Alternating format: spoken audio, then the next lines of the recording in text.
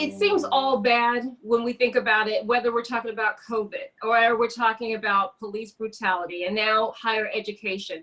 So we want to offer some solutions, some hope. What is your message to students who may dream of a college education or give advice to their parents? Wow, I think a college education is absolutely a catapult, right, for many people, whether that is in terms of your learning and exploration and your academic journey, whether that's in terms of the skills that you learn, the labor market that you're able to access. I don't think that we should allow reports like this to dissuade us. I don't think that we should allow a virus to dissuade us. I definitely don't think we should allow white supremacy to dissuade us, because it never has, and it absolutely never should.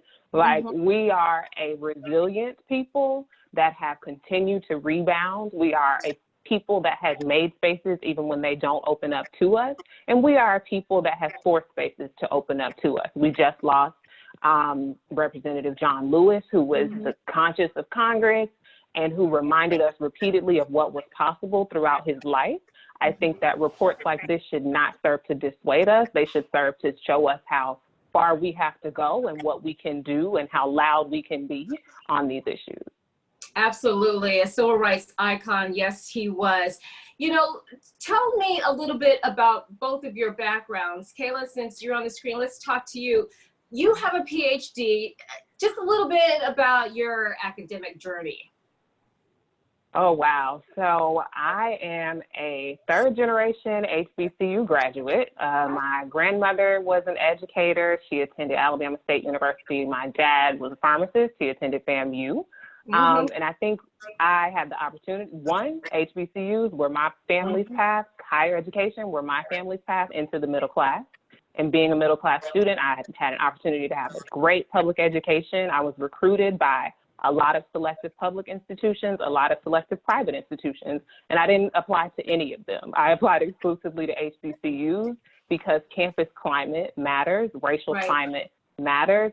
I understood that I did not want my next 4 years of education to look like the 4 years of high school, where I felt isolated, where I felt like I was in a battle with some of my peers or teachers. I wanted to be somewhere where I had folks that looked like me and supported me, for sure. I also think another important part of my journey is that I've gotten through all 3 degrees without debt, and that's exclusively based on merit aid and working.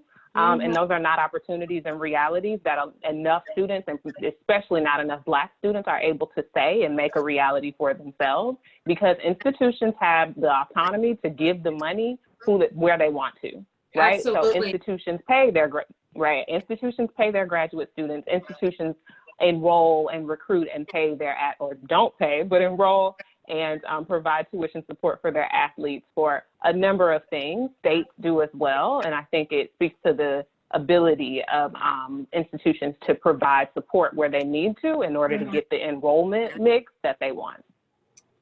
You know what? That is a great example. Thank you for sharing that. And Drew, very briefly, tell us a little bit about your background as well. Yeah, my background is a bit different.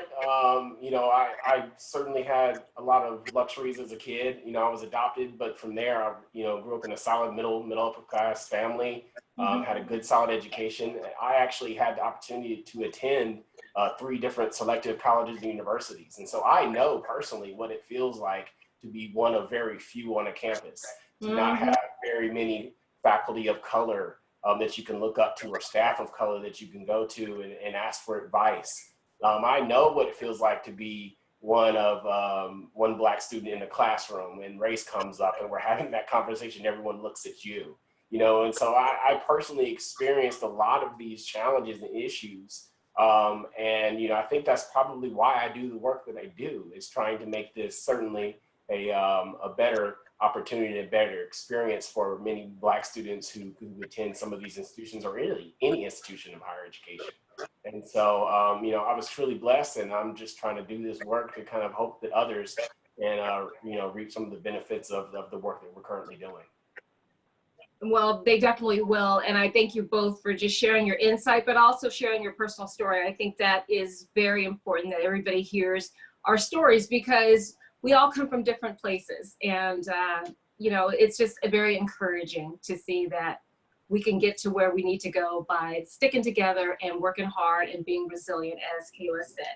So thank you both for joining us. The name of the report, Segregation Forever, Ed Trust, shining a spotlight on why Black and Latino students aren't getting into the top colleges. It's all part of the Black Lives Matter conversation and why we continue delving into these conversations here on DC Today. More of the show when we come back. Stay with us.